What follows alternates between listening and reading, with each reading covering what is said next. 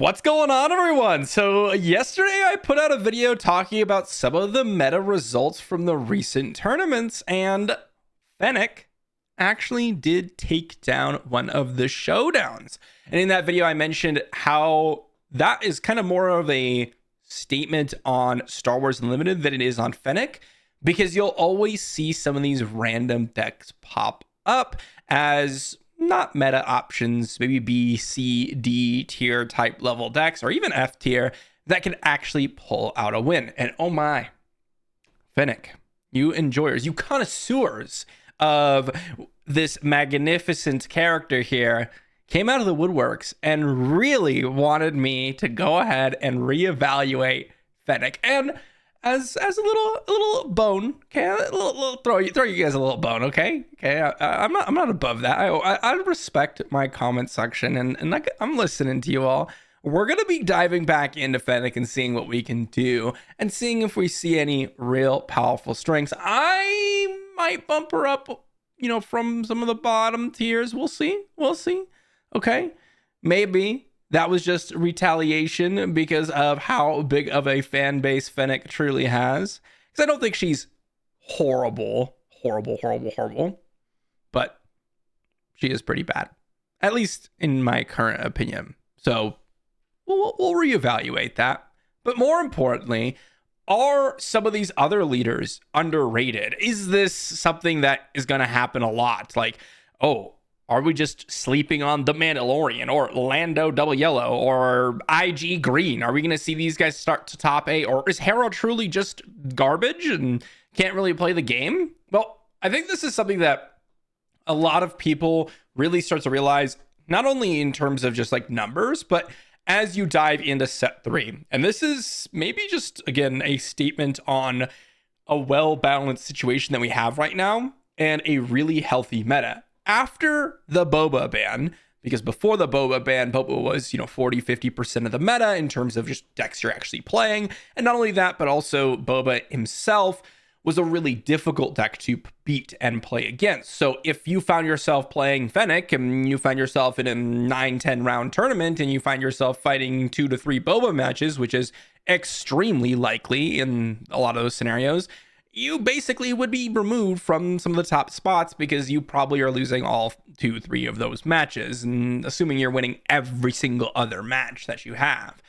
But with the new edition of Boba's ban, well, not only are we seeing a lot more options with things like Django Red, Anakin Blue, we're seeing things like, a little bit of a various shades of Yoda. We're seeing the occasional Quinlan, Rey Reds, Kira Greens, and more and more and more. But we also get to, especially with these smaller tournaments, see a bunch of other random decks, including Palpatine Green, Tarkin Blue, Iden Double Blue, Bo-Katan, Fennec Red, these types of random stuff that have popped up here and there. And that's something that also happened in set 2 every once in a while. And again, that is a symptom of very small tournaments alongside a pretty healthy meta.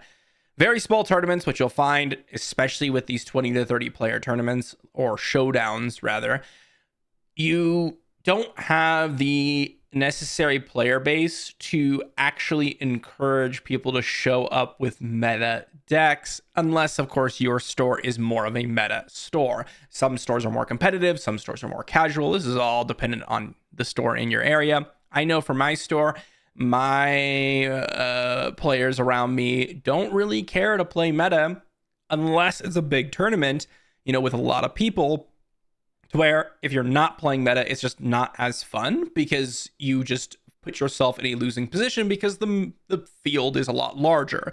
When you're in these smaller tournaments, it's oftentimes a lot easier to jump in with your double green Rex, your Obi-Wan greens, your Nala Say Rainbow, or whatever you want to be doing. And that's similar to what has happened with some of the showdowns. And this isn't the first time. Again, in set 2, we saw a lot of this. Things like Bo-Katan Double Red popped up a couple of times. We were seeing random things like Dr. Aphra Blue even appearing. We were seeing things like the random Throns, the random Bosk reds and Bosk yellows, or like Hondo blues, or the Gar-Saxon yellows. Like, these are just random lists. Not to say that they're bad by any means. Some are stronger than the others, like, you know, Bosk red, Bosk green or red / yellow.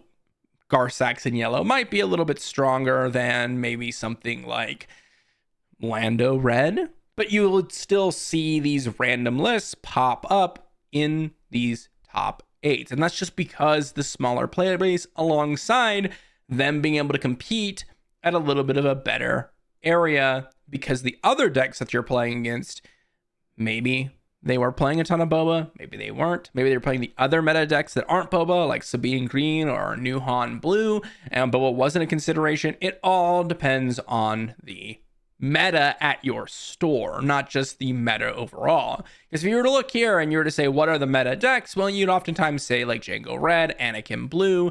Maybe if you're interested, you put like Quinlan up there. I would put like Kira Green alongside Bosk Blue and those types of decks. But a lot of people debate on whether Ray Red, Cad Bane Red, the other various shades of decks that pop up every once in a while, or not every once in a while, decently frequently join the top ranks.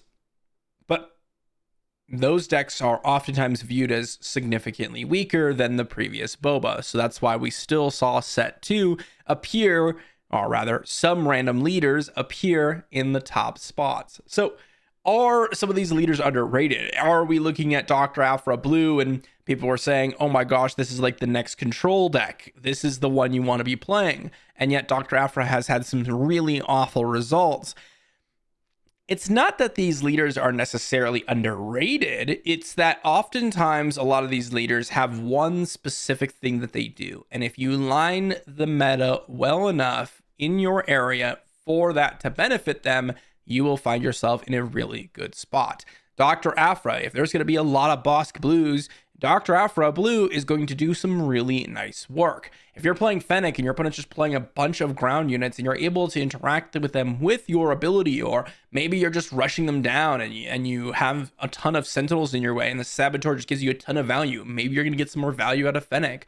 If you're going to find yourself in a situation where your opponent's just playing a super slow game, you're going to draw a bunch of cards with Hunter, maybe Hunter can... No, I'm just kidding. It's Hunter, guys. Come on. Like, let's be real. You're not going to do anything with Hunter, okay? I'm joking, of course. Every single leader here is viable. And if you guess what's really interesting about Star Wars Unlimited is this might just be a result of being very early on. And of course, as a lot of Magic connoisseurs oftentimes joke about, the infamous small Japanese tournament, there's all sorts of these small tournaments in Magic as well, where you'll see these decks that are like, is this actually good? And can we actually win with it? And oftentimes you'll find that they're pretty weak. It's just that the cards lined up for them. And so all that to say, I will be playing Fennec and I'll be trying out a bunch of other leaders, including Padme, because that's going to be a fun time. But I don't actually think that these are leaders that you're going to find being extremely strong. Thanks for watching, everyone. A little bit of a quicker video today. More content tomorrow, and I'll see you all for the next one.